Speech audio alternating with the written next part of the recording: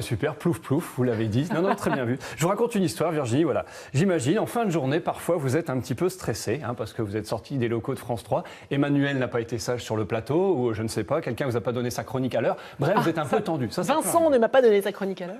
Vous rentrez à la maison, il fait un peu froid dehors, on imagine d'ici quelques semaines, et puis vous dites, je vais me faire un bon bain chaud, parce que je sais que ça me détend. Le problème, c'est que toute la famille est passée avant.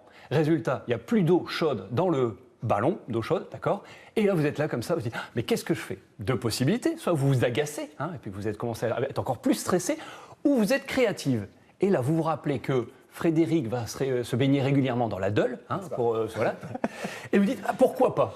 Mais non, en fait, vous prenez votre maillot de bain, vous prenez votre serviette de bain, puis vous allez à la piscine la plus proche. Mais sur le chemin de la piscine, attendez, j'y viens, alors, vous trouvez une vitrine. Que voulez-vous nous dire? Et là, il y a une affiche avec écrit Watsu. Mais qu'est-ce que c'est Watsu? ce truc? Et là, vous vous dites, mais c'est génial, je vais essayer, parce que la Dole, finalement, c'est quand même un peu frais. Voilà. Vous êtes face à cette vitrine, il est écrit bain chaud avec thérapeute qui prend soin de vous. Vous ne comprenez pas, vous osez, vous entrez, vous ouvrez la porte. Et puis, en fait, voilà, qu'est-ce qui se passe? On vous propose de vous détendre dans un bassin d'eau chaude à 35 degrés. Et il y a un praticien qui va vous faire des mouvements dans l'eau, qui va vous permettre de vous détendre, de vous relâcher complètement. Alors, qu'est-ce que vous faites? Vous enlevez vos vêtements, forcément. Vous mettez votre petit bikini, voilà. Vous avez toujours donc, votre maillot, voilà. Oui, parce que si vous mettez votre bikini avant d'enlever vos vêtements, ça ne va pas. Voilà. C'est ça. Oui. Voilà. Et là, vous vous laissez aller. Vous allez voir, on va comprendre d'ici peu. Voilà. Vous vous laissez aller dans la douceur de l'eau chaude. C'est ce qu'on vous découvre actuellement à l'écran. Alors, ce n'est pas moi en bikini, je tiens à le préciser. C'est monsieur Béharel, et alors, il a fait appel à son épouse, je crois, pour la démonstration. Et le but, en fait, est de se laisser aller dans cette eau chaude avec des flotteurs. Comme vous voyez, la personne a des flotteurs, ce qui lui permet de complètement relâcher son corps. Et puis, le praticien peut ensuite soit faire des mouvements très légers. Ce qui est intéressant, c'est qu'en fait, tout simplement, on a un relâchement de la colonne vertébrale. Le corps se laisse beaucoup plus aller. Vous voyez, comme ça. Et ensuite, il est possible aussi de faire des massages dans l'eau. On a même maintenant de l'ostéopathie dans l'eau. Bref, utiliser l'eau chaude est un super moyen pour obtenir une détente, un lâcher-prise. Et alors, il y en a même certains qui disent... Oui, qui s'endorment, c'est méditatif. D'autres disent, moi c'est simple, ça m'a rappelé quand j'étais tout petit, j'étais bébé et ma maman s'occupait de moi dans l'eau. Voilà, il y a des choses comme ça, voire même des souvenirs in utero, parce que forcément, quand on était dans le ventre de sa maman, Emmanuel, c'était de l'eau. C'était de l'eau. Oui, voilà, c'est ça.